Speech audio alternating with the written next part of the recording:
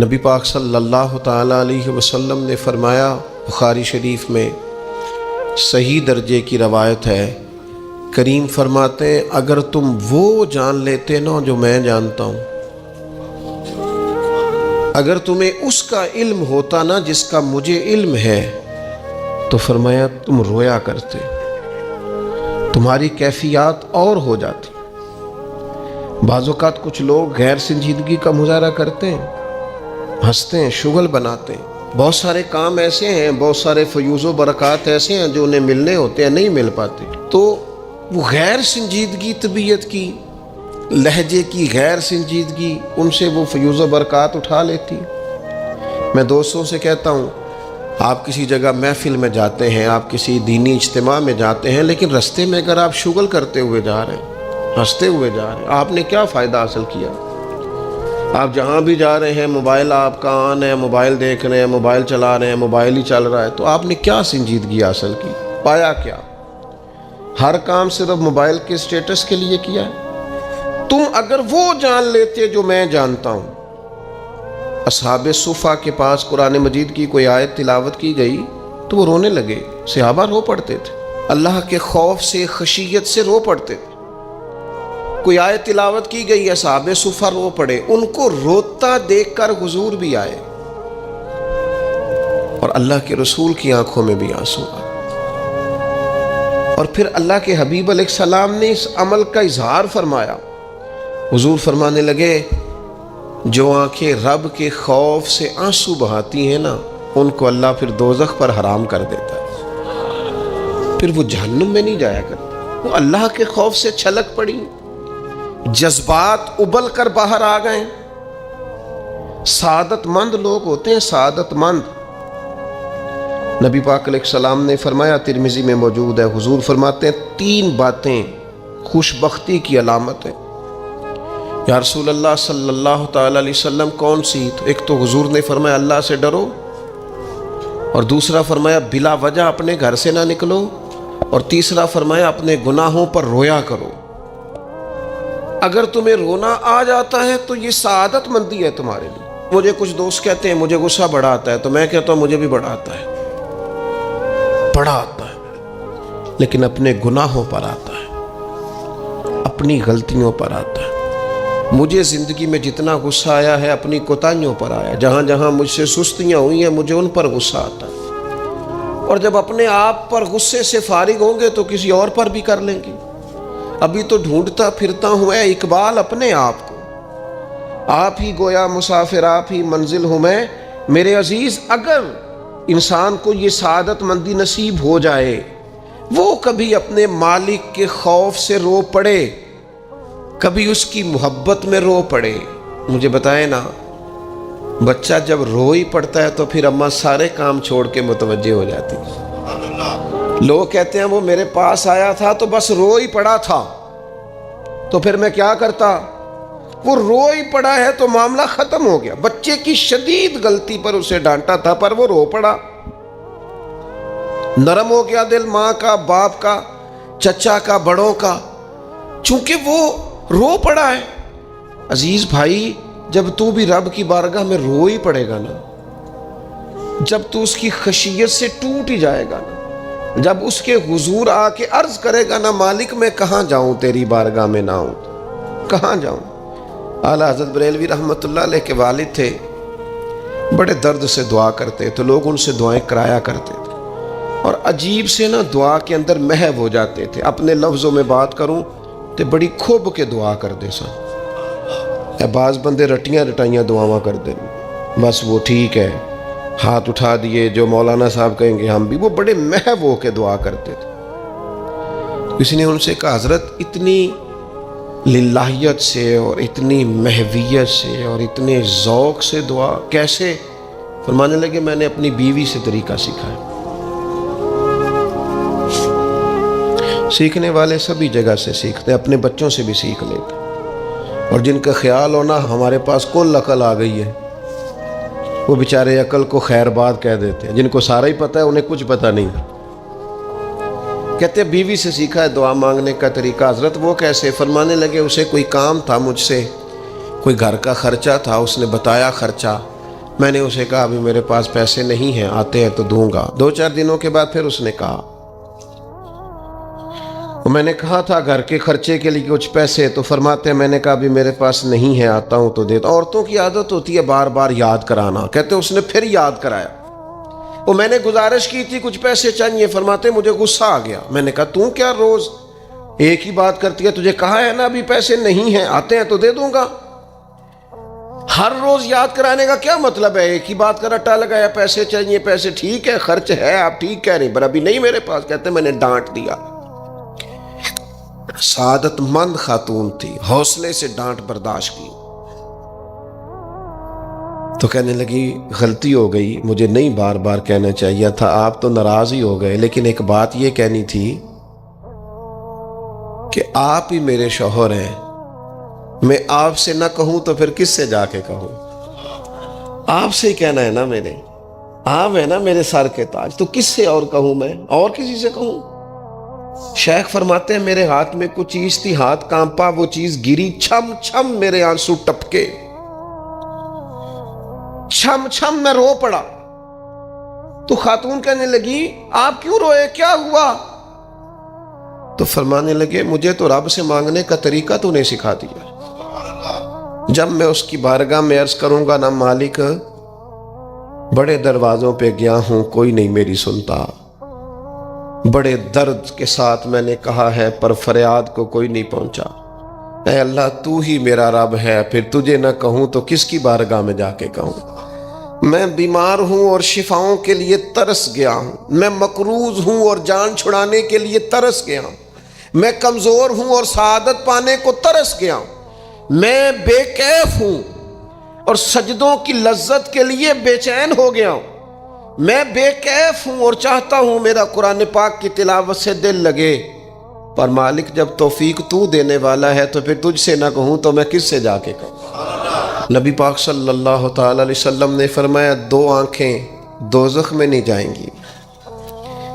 یا رسول اللہ صلی اللہ علیہ وسلم اتنا کرم، وہ 2 آنکھیں کون سی ہیں؟ فرمایا ایک وہ جو اللہ کی راہ میں رات جاگتی رہی، کسی سرحد پر پہرا دیا، کوئی ڈیوٹی کی، کوئی خدمت کی، راہ خدا میں جو آنکھیں بیدار رہی راہ خدا میں، دوزخ میں نہیں جائیں گی۔ اور دوسرا فرمایا جو رب کی یاد میں رو پڑی، جس سے خشیت آئی، جو ڈر گیا، پر ڈرا اللہ کے لیے، آنسو فار سیل نہ ہو، کوئی اداکاری کا ماحول نہ بنائے، وہ اس طرح نہ ہو رو رو کے دعا، رکت انگیز دعا، اور فلاں کیا بات، فلاں کے بڑا رلایا اور فلاں میں بڑا درد تھا اور فلاں کے آنسو نکل آئے اور پیر صاحب قبلہ رو ہی پڑے، فار سیل نہ ہو چیزیں، اداکاری نہ ہو، اس کی طبیعت پر پورا اثر ہو۔ اور جب خشیت کے ساتھ وجود کانپتا ہے، وہ کسی نے کہا تھا کہ آنسو قربت کا سبب ہوتے ہیں، جب آپ کی روح کسی کی روح سے ملتی ہے تب آنسو نکلتے ہیں۔ جب تو اللہ سے پورا جڑ جاتا ہے نا، جب رسول کائنات کی بارگاہ سے تیری پوری توجہ لگ جاتی ہے، پھر آنسو بن کر دل تے پار پوے جس ویلے ادو پار بناون اکھیاں، تے بے درداں محبوباں دے سارے ناز اٹھاون اکھیاں۔ عزیز دوست، جب آپ پورے طور پر جڑ جاتے، او یارو کتنا روئے ہیں مسلمان اقوام متحدہ کے سامنے جا کے،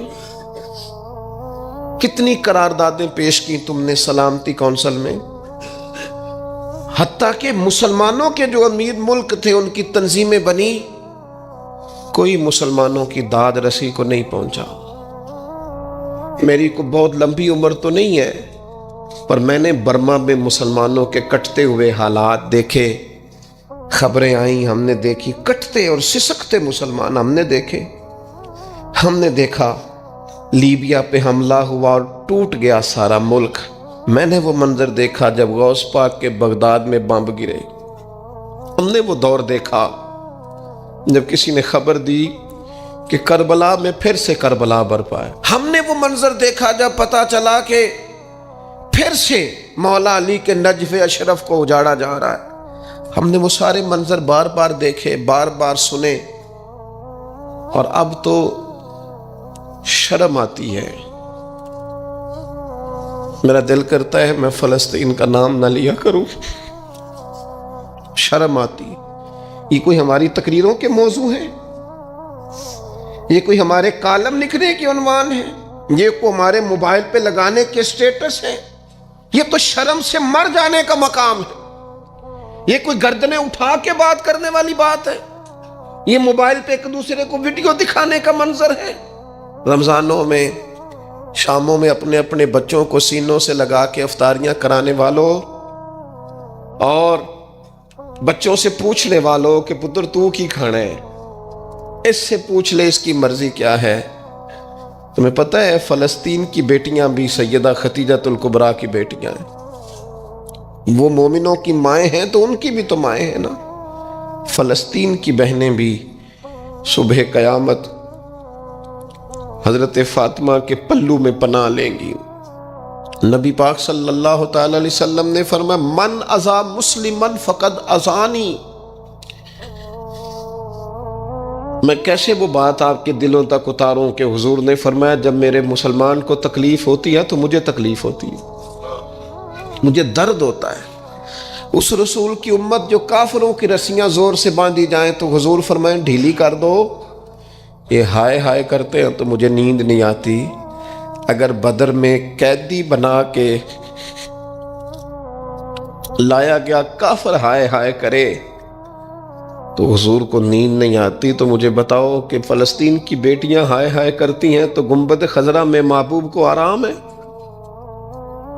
میرے عزیز، بے حسی کی زندگی، چھوٹے موٹے بیانات، تو بھی کہہ دے تھوڑا سا فلانے کا بیان نہیں آیا، کیا کرنا ہے بیان دے کے، کیا بات کرنی ہے تذکرہ کر کے؟ دوستو آؤ رو کے دیکھ لیا ساری دنیا کے سامنے، کچھ رب کے سامنے رو کے نہ دیکھ لے؟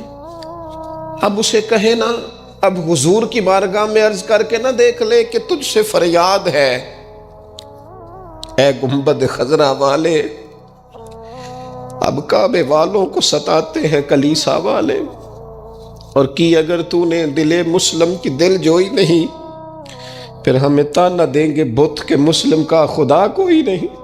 اب اللہ رسول کی بارگاہ کی طرف رجوع نہ کر لیں، اب چھوڑ نہ دیں سیاستدانوں کے گلے، اب چھوڑ نہ دیں دنیا اقوام متحدہ کی بات اور سلامتی کونسل کی بات، اب اپنے اللہ کی جانب رجوع نہ کریں۔ دیکھو نا، نبی پاک صلی اللہ تعالی علیہ وسلم نے ہمیں فرمایا تمہارے آنسو قدر والے ہیں، رب رسول کی بارگاہ میں بہانا، ان کو ضائع نہ کرنا۔ عزیز بھائیو، یہ آنسو جو اللہ رسول کی بارگاہ کی طرف بہتے ہیں یہ اللہ کی رحمت کو متوجہ کرتے ہیں، یہ مالک کریم کے کرم کو مائل کرتے ہیں۔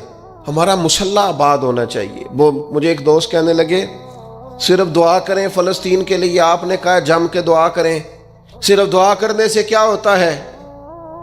میں نے کہا دعا کرنے سے پہاڑ ہل جاتے ہیں اپنی جگہ سے۔ میرے رسول پاک رات کو دعا کریں تو صبح فاروق اعظم جیسے لوگ آ جاتے ہیں دین اسلام۔ نبی پاک علیہ السلام رات دعا کریں نا، دعا، اور بدر کی رات حضور دعا کریں تو اللہ 7,000 فرشتوں کو بھیج دیتا ہے مسلمانوں کی مدد کے لیے۔ صحابہ فرماتے ہیں میدان بدر میں ہم کسی کو قتل کرنا چاہتے تھے لیکن اس کی گردن پہلے سے کٹ کے گر جاتی تھی، فرشتے آئے ہوئے تھے۔ آج ہمارے ساتھ اللہ کی مدد ناراض ہو گئی ہے، ہم سے رب کی مدد ناراض ہے۔ ہماری مجموعی غلطیاں، قومی کوتاہیاں، بددیانتیاں، رشوت خوریاں، ہمارے جھوٹ، ہماری بد اخلاقیاں، مجموعی طور پر سوسائٹی کی مادہ پرستی، اخلاقی رویوں کی گراوٹ، لوٹنا، اپنا حصہ وصول کرنا، جگہ جگہ پہ کمیشن مقرر کرنے، ہر شخص کا ذات کے لیے سوچنا، اللہ کی مدد پھر روٹ جایا کرتی ہے، ناراض ہو جایا کرتی ہے۔ سب سے ضروری کام یہ ہے، سب سے ضروری کام کہ اللہ کی مدد شامل ہو۔ سب سے، ایک صحابی تھے، ایک جگہ انہیں شہید کیا جا رہا تھا تو کافر چاہتے تھے کہ ہم ان کی لاش کو معاذ اللہ ثم معاذ اللہ بے حرمتی کریں۔ انہوں نے عرض کی مالک تو میرا مددگار ہے، اس بیابان جنگل میں میری مدد کرنا۔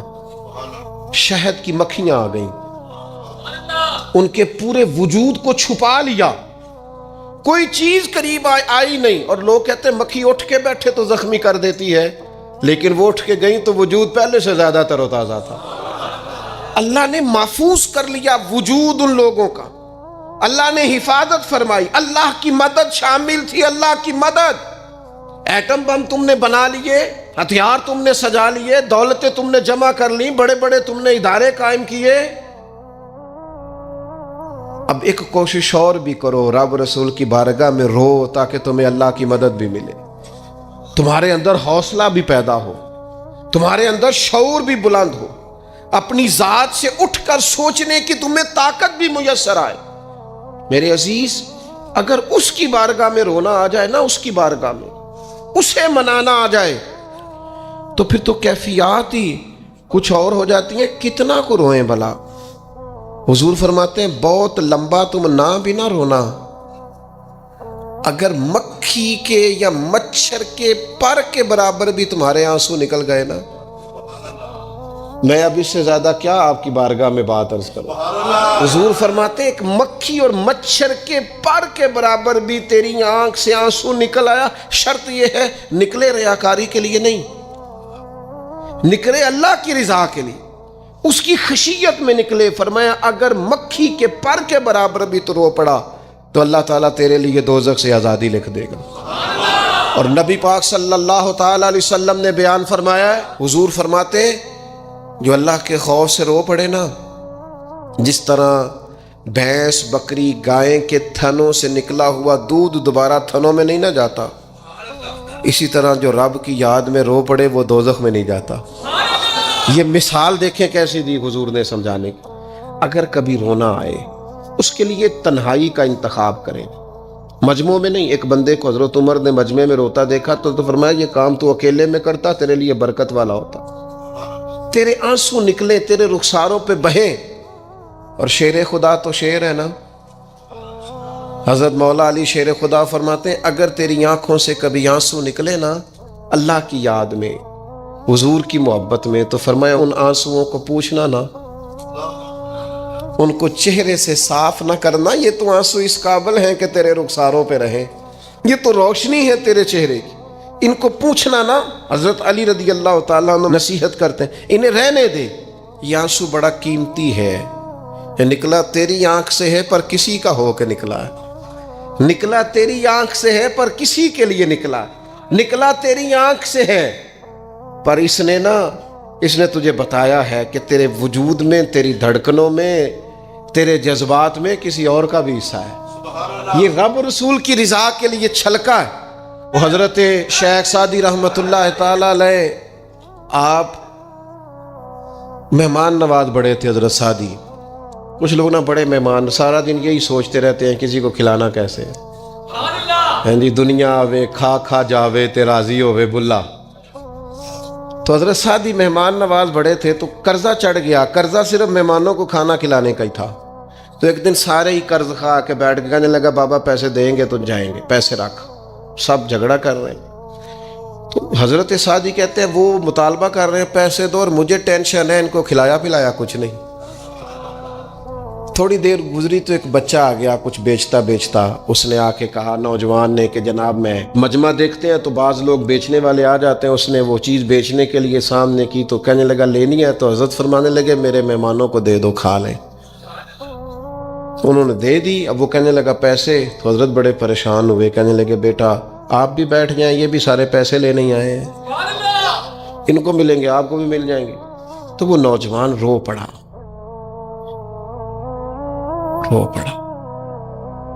کہنے لگا حضرت صاحب میں تو یتیم ہوں، بہنیں اور ماں انتظار کر رہی ہیں. حضرت بڑے پریشان ہو، یہ کیا ہو گیا؟ فٹافٹ سوچنے لگے کہیں سے بندوبست ہو اور اس کو میں فارغ کروں. وہیں بیٹھے تھے کہ ایک عقیدت مند نذرانہ لے کے آیا. ڈھیر سارا نذرانہ پیش کیا. حضور میرا دل کرتا ہے، اور حضور کا فرمان ہے جو بن مانگے ملے وہ اللہ کی طرف سے، اسے قبول کرو جو بغیر چاہت کے آئے. تو اس نے نظر پیش کی تو وہ ڈھیر سارا نذرانہ تھا. حضرت نے جن کے پیسے دینے تھے سب کو دیے، اس کو بھی دیے. سب قرضے ادا کر کے بھی تھوڑے سے بچ گئے. تو ایک بندہ صاحب دل تھا، کہنے لگا حضرت ہم بڑے دنوں سے آ رہے تھے، پیسے نہیں مل رہے تھے، آج کیسے مل گئے؟ فرمانے لگے تم میں کوئی رونے والا کوئی نہیں تھا. ایک بھی رونے والا ہو تو باقیوں کا کام بھی سنو نا. حدیث ہے بہقی شریف میں، حضرت ہیثم بن مالک رضی اللہ تعالیٰ عنہ فرماتے ہیں نبی پاک علیہ السلام خطبہ دے رہے تھے، تقریر فرما رہے تھے، حضور کی باتیں دلوں کے میل کچیل اتارتی چلی جا رہی تھی. فرماتے ایک شخص نبی پاک علیہ السلام کے سامنے بیٹھ کر حضور کی گفتگو سن رہے تھے، وہ رو پڑے. ساری گفتگو چھوڑ کے نبی پاک صلی اللہ تعالیٰ علیہ وسلم کی توجہ اس شخص کی طرف ہو گئی. ہوا کیا ہے؟ وہ تقریر سنتے، بات سنتے بس رو پڑے. تو نبی پاک علیہ السلام فرمانے لگے آج اگر وہ سارے مومن بھی یہاں موجود ہوتے جن کے گناہ پہاڑوں کے برابر وزنی ہوتے تو اس ایک بندے کے رونے کی وجہ سے اللہ سب کی بخشش فرما دیتا. اور نبی پاک علیہ السلام فرمانے لگے یہ رویا ہے تو اس کے رونے پر فرشتے بھی روئے ہیں، اور فرشتے دعا کر رہے ہیں کہ اے اللہ یہ جو نہیں روتے نا ان کے حق میں ان کی سفارش قبول کر لے جو تیری بارگاہ میں روتے ہیں، جو تیرے حضور عرض گزار ہوتے ہیں ان کی سفارش قبول کر لے، ان کے حق میں قبول کر لے. وہ بڑا رو لیا ہے فیکٹری کے مالک کے سامنے، بڑا رو لیا امیروں کے سامنے، مالداروں کے سامنے، تگڑے رشتہ داروں کو مائل کرنے کی بڑی جد و جہد کر لی. کچھ وقت سحری میں اٹھ کے رب کے حضور نہ روئیں، کچھ وقت سحری میں سجدہ لمبا نہ کریں اس کی بارگاہ میں، کچھ دعائیں اس کے حضور نہ مانگیں. میں کہوں گا ماؤں سے پریشان ہے بیٹے، سحری میں دامن پھیلا دو رب کی بارگاہ میں. میں کہوں گا والد سے سفارشیں تم نے بڑی ڈھونڈ لی، جد و جہد بڑی کر لی، یاروں سے بڑا کہہ لیا کہ بیٹے کو باہر بھیجنا ہے، کوئی کاروبار ٹھیک کرنا ہے، اب کچھ دروازہ اللہ کی رحمت کا بھی تو کھٹکھٹاؤ نا. اور میرے نبی پاک علیہ السلام نے گارنٹی دی ہے، فرمایا ماں باپ اولاد کے لیے جو بھی مانگے اللہ اپنے فضل سے عطا فرماتا ہے. اللہ کی بارگاہ کی طرف رجوع کریں، زیادہ توجہ رب کی جانب، اتنا نہ دوڑیں بندوں کے پیچھے، اتنا نہ منائیں بندوں کو، اللہ کی طرف توجہ، اپنے رب کی بارگاہ میں رونا، اللہ رسول کے حضور حاضر ہونا ہے. آپ دیکھیے کس قدر جم کے صحابہ حضور کی محبت میں آنسو بہاتے. حضرت ثوبان بن مالک آ کے رو ہی پڑے تھے نا، حضور نے خود جا کے پوچھا کیا ہوا، بتانا نہیں پڑا، بس آنسو چھلکے. تو نبی کریم نے فرمایا ثوبان کیا ہوا؟ عرض کی دل نہیں لگتا، یہاں تو پریشان ہوتا ہوں تو زیارت کر لیتا ہوں تو جنت میں کیسے دل لگے گا. بس وہ روئے تھے نا، حضرت جبریل آ گئے، کہا محبوب رب فرماتا ہے جو اللہ رسول کی اطاعت کریں گے جنت میں بھی اللہ پڑوس عطا کر دے گا. رو پڑے تو جنت تک بات چلی گئی، رو پڑے تو. میرے عزیز یہ تو ہے نا عام آدمی کا رونا، صحابہ کا رونا. اور اگر آنسو نبی پاک کے نکل آئے تو صحیح مسلم میں، صحیح بخاری میں حدیث ہے، سرکار دو عالم علیہ السلام ان آیات کی تلاوت فرما رہے تھے جو حضرت ابراہیم علیہ السلام کے بارے میں آئیں، جو جناب عیسیٰ کے بارے میں آئیں، جن آیات میں حضرت ابراہیم اور جناب عیسیٰ علیہ السلام نے کہا ہے اللہ بہت سارے لوگ گمراہ ہو گئے، بہت سارے لوگ گمراہ کر دیے گئے، اور جن میں یہ فرمایا کہ یا اللہ جو میری اطاعت کریں گے وہ میرے ہیں، اور جو میری نافرمانی کرے تو ان کے لیے غفور ہے. جب اپنی اپنی امت کے گناہگاروں کا تذکرہ جناب ابراہیم اور حضرت عیسیٰ علیہ السلام جو کرتے ہیں اور قرآن مجید نے جس کا بیان کیا اس کو حضور نے پڑھا تو نبی پاک کی آنکھوں میں آنسو آ گئے. یہ مسلم شریف ہے، حضور روئے.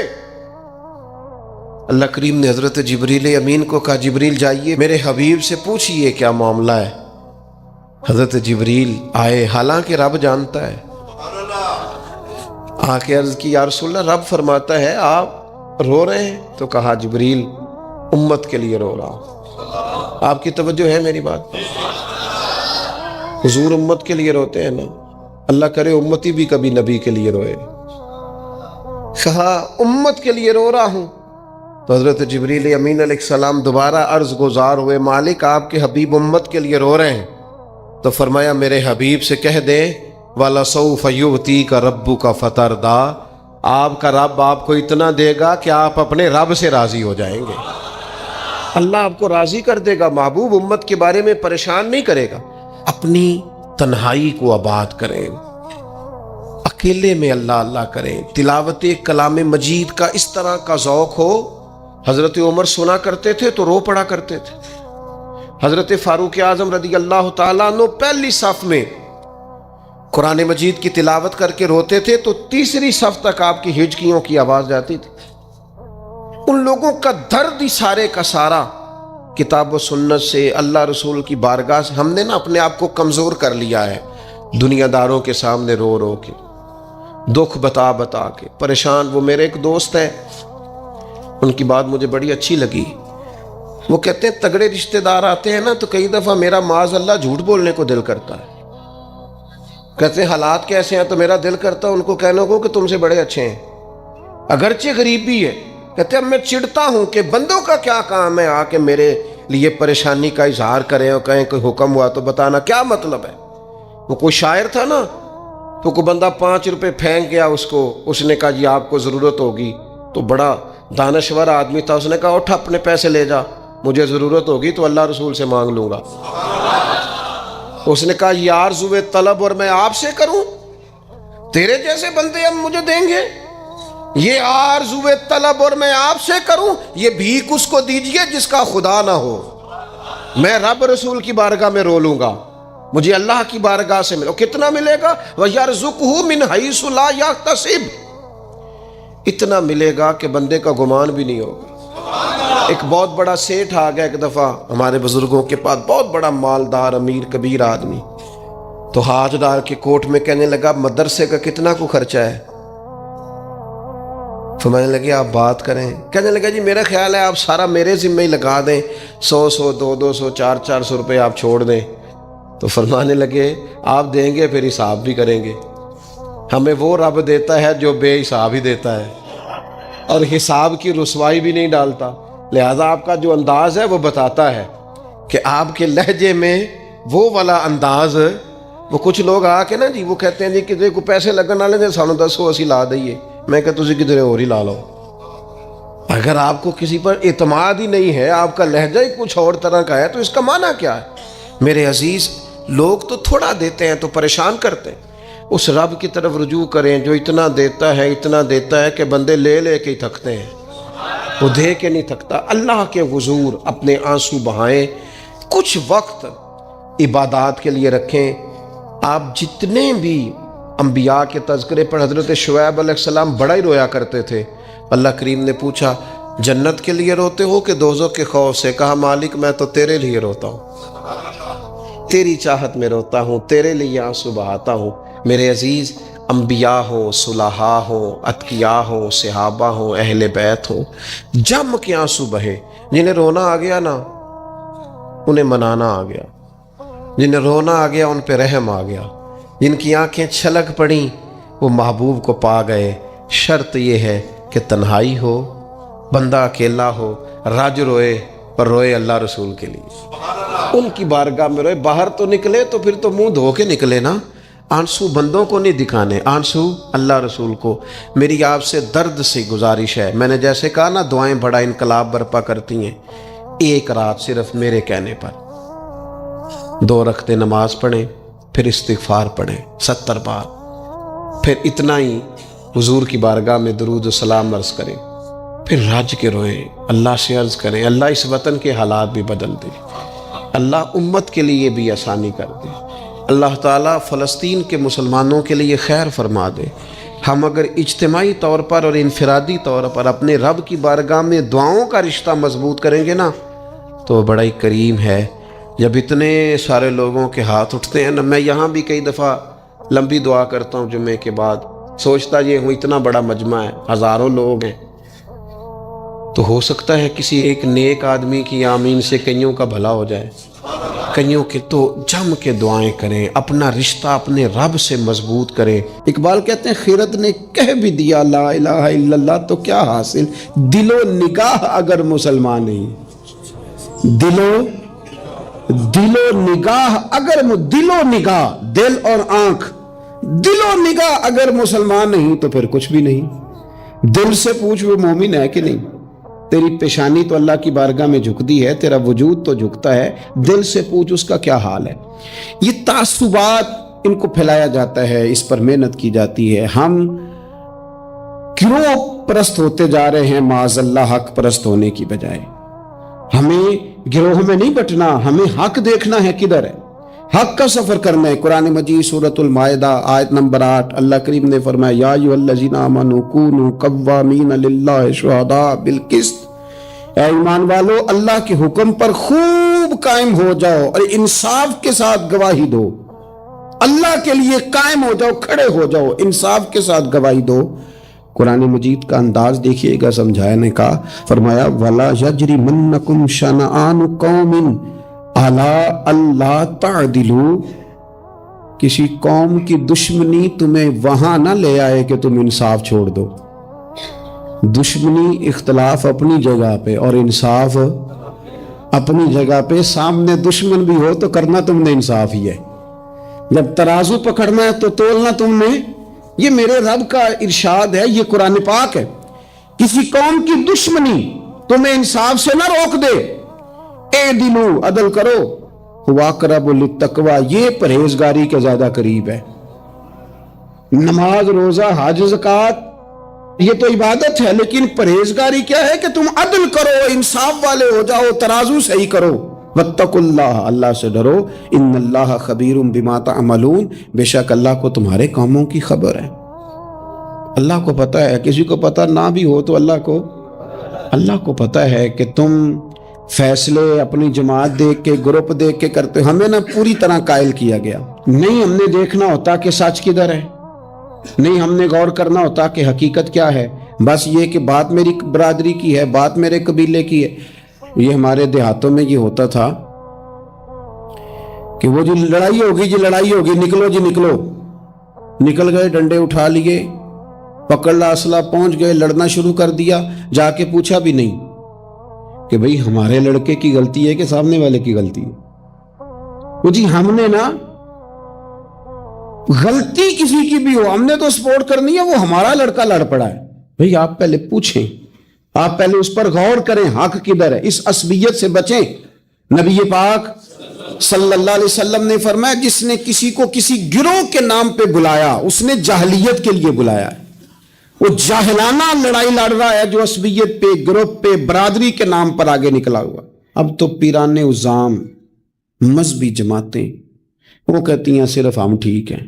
نہ کریں یار، آپ امت میں نئی امت تو نہ قائم کریں. ان کو رسول اللہ کا غلام بنائیں.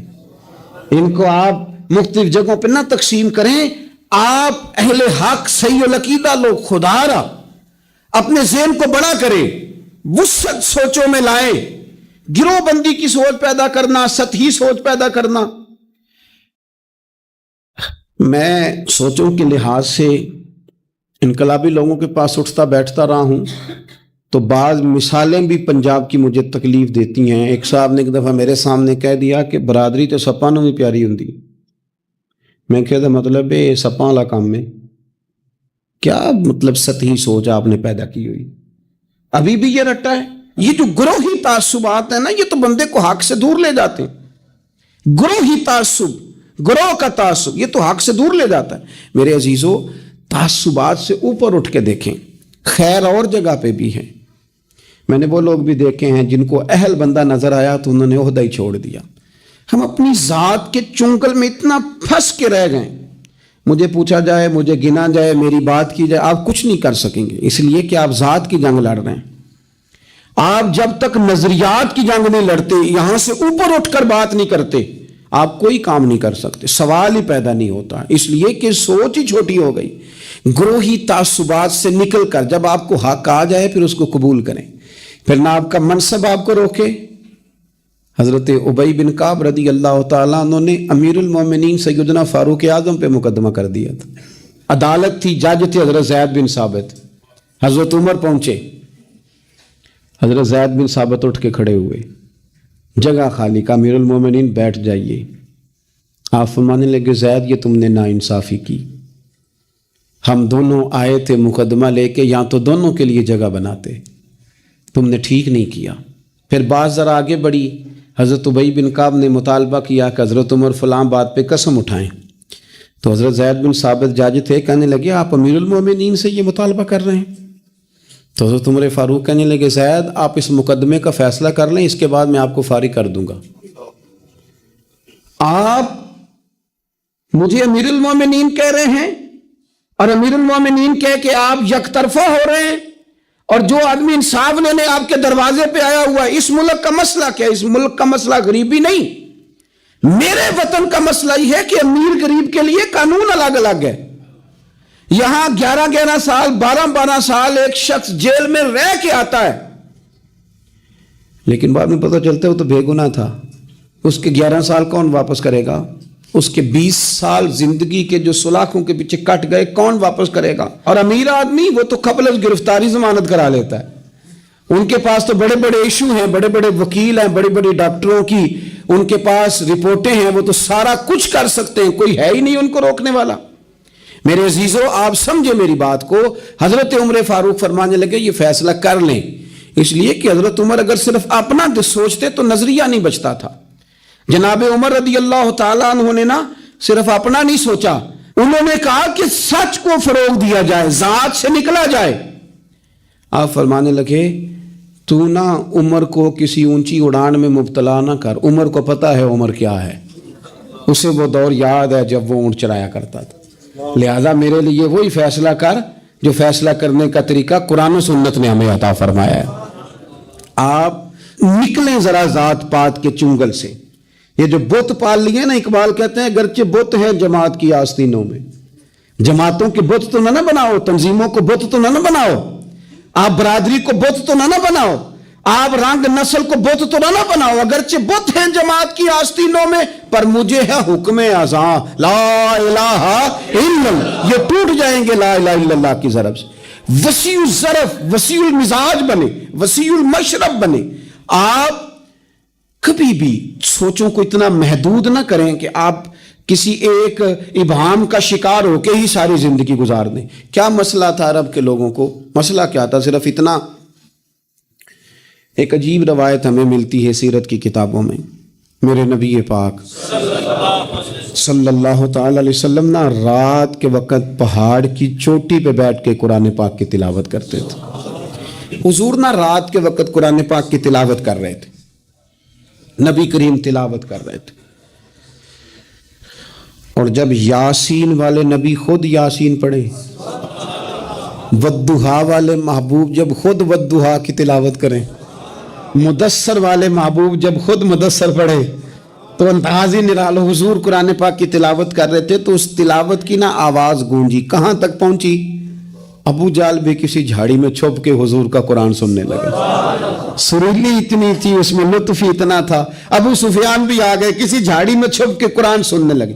اخنس بن شریک بھی آ گیا، تھوڑا نہیں سنا، ساری رات ہی حضور کی تلاوت سنتے رہے، ساری رات تلاوت سن۔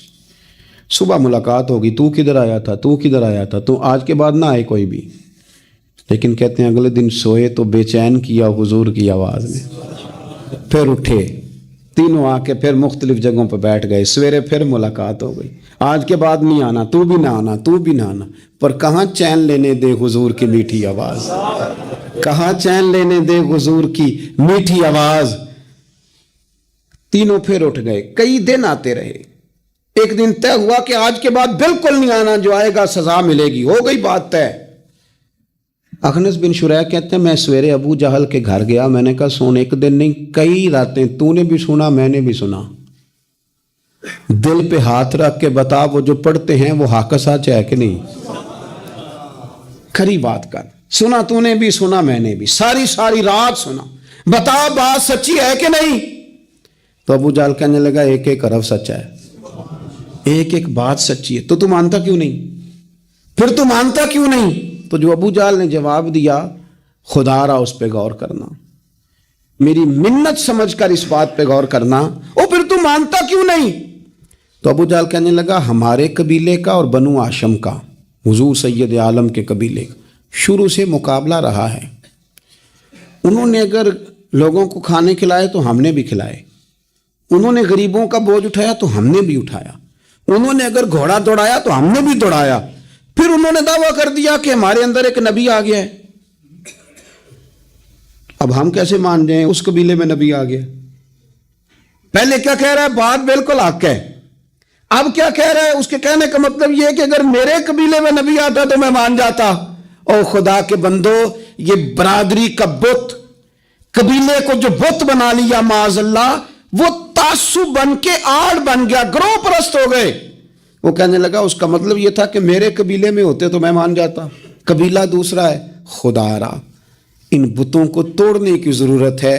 کاش ابو جہل یہ سمجھتا کہ یہ تو رب کی تقسیم ہے نا، واللہ یختص برحمتہ من یشاء. وہ کہتا ہے میں جس کو چاہتا ہوں اپنے فضل سے اپنا خاص بنا لیا کرتا. لیکن یہ گروہی تعصبات، قرآن مجید آپ دیکھیں نا تو یہودیوں کے بارے میں اللہ فرماتے ہیں چونکہ تورات میں بھی حضور کی شانیں، زبور میں بھی حضور کی شانیں، انجیل میں بھی حضور کی شانیں، ہر جگہ اللہ نے اپنے حبیب کے تذکرے کیے. رب کریم فرماتا ہے محبوب یہ جو یہودی ہیں نا، یعرفونہ کما یعرفون ابناءہم. قرآن مجید کے الفاظ پہ غور کیجیے. کہا محبوب یہ آپ کو اس طرح جانتے ہیں، اس طرح پہچانتے ہیں جس طرح کوئی اپنے بیٹے کو پہچانتا ہے. جڑواں بچے ہوں نا، جڑواں شکلیں بھی ایک جیسی ہوں تو اور کوئی پہچانے نہ پہچانے، باپ اور ماں پہچانتے ہیں کہ یہ فلانا ہے، اور یہ ان کو پتہ چلتا ہے. کہا محبوب جس طرح یہ اپنے بچوں کو پہچانتے ہیں نا، اس طرح آپ کو جانتے ہیں. لیکن وہ کہتے پتہ کیا تھے؟ وہ کہتے تھے کہ ہم وہ والی وحی مانیں گے جو ہم پہ آئی ہے، جو بنی اسرائیل کے نبی آئے ان کو مانیں گے. یہ چونکہ حضرت اسماعیل علیہ السلام کی اولاد میں سے ہے رسول رحمت صلی اللہ علیہ وسلم، لہٰذا نہیں مانیں گے. وہ جو گروہی تعصب تھا نا، قبیلے کا تعصب گروہی، وہ لے ڈوبا.